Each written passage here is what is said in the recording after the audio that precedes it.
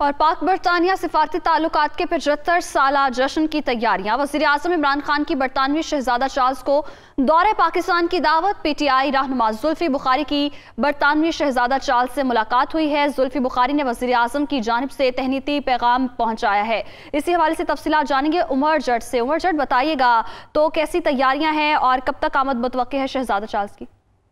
جی، پاکستان برطانیہ کے ساتھ جو سفارتی تعلقات کے 75 سال ہیں ان کو بہترین طریقے سے سیلیبریٹ کرنا چاہتا ہے۔ اس حوالے سے وزیر اعظم عمران خان نے برطانوی شہزادہ چارلز کو دورہ پاکستان کی دعوت دی ہے، اور ان کی یہ دعوت دے کر پاکستان تحریک انصاف کی جو رہنما ہے زلفی بخاری، انہوں نے ملاقات کی ہے برطانوی شہزادہ چارلز سے، اور انہوں نے وزیر اعظم کی جانب سے جو خیر سگالی کا پیغام ہے وہ شہزادہ چارلز کو پہنچایا ہے، اور ساتھ ہی انہیں وزیر اعظم عمران خان کی جانب سے دورہ پاکستان کی دعوت دی اور کہا ہے کہ پاکستان اور برطانیہ قریبی دوست اور درینہ شراکت دار ہیں، اور پاکستان برطانیہ کے ساتھ جو سفارتی تعلقات کے 75 سال ہے ان کو اس جشن کو بہتر طریقے سے، شاندار طریقے سے منانا چاہتا ہے۔